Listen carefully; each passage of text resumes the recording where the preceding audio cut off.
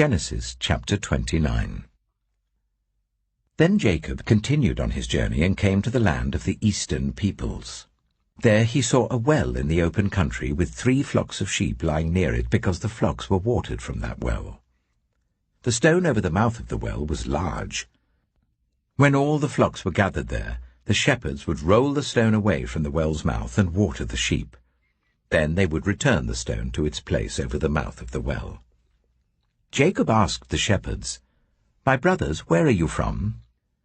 "We're from Haran," they replied. He said to them, "Do you know Laban, Nahor's grandson?" "Yes, we know him," they answered. Then Jacob asked them, "Is he well?" "Yes, he is," they said. "And here comes his daughter Rachel with the sheep."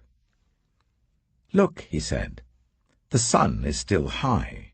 It is not time for the flocks to be gathered. Water the sheep and take them back to pasture." "We can't," they replied, "until all the flocks are gathered and the stone has been rolled away from the mouth of the well. Then we will water the sheep." While he was still talking with them, Rachel came with her father's sheep, for she was a shepherd. When Jacob saw Rachel, daughter of his uncle Laban, and Laban's sheep, he went over and rolled the stone away from the mouth of the well and watered his uncle's sheep. Then Jacob kissed Rachel and began to weep aloud.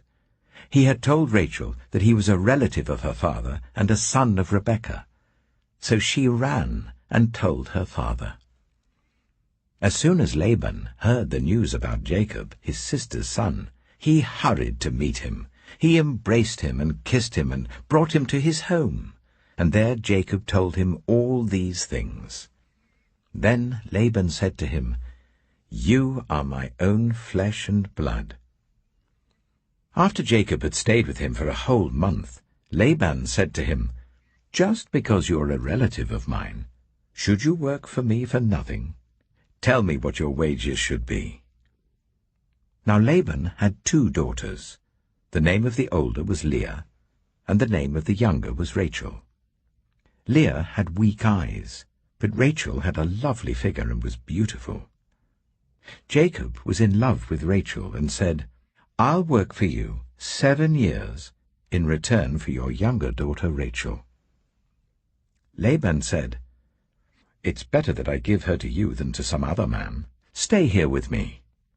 So Jacob served 7 years to get Rachel, but they seemed like only a few days to him because of his love for her. Then Jacob said to Laban, "Give me my wife. My time is completed, and I want to make love to her." So Laban brought together all the people of the place and gave a feast. But when evening came, he took his daughter Leah and brought her to Jacob, and Jacob made love to her. And Laban gave his servant Zilpah to his daughter as her attendant. When morning came, there was Leah. So Jacob said to Laban, "What is this you have done to me? I served you for Rachel, didn't I? Why have you deceived me?" Laban replied, "It is not our custom here to give the younger daughter in marriage before the older one. Finish this daughter's bridal week. Then we will give you the younger one also in return for another 7 years of work." And Jacob did so. He finished the week with Leah, and then Laban gave him his daughter Rachel to be his wife. Laban gave his servant Bilhah to his daughter Rachel as her attendant. Jacob made love to Rachel also, and his love for Rachel was greater than his love for Leah, and he worked for Laban another 7 years. When the Lord saw that Leah was not loved, he enabled her to conceive, but Rachel remained childless. Leah became pregnant and gave birth to a son. She named him Reuben, for she said, "It is because the Lord has seen my misery. Surely my husband will love me now."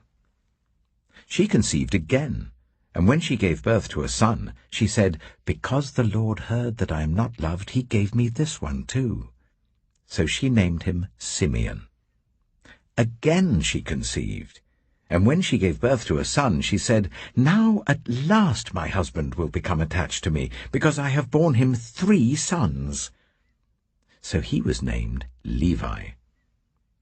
She conceived again, and when she gave birth to a son, she said, "This time I will praise the Lord."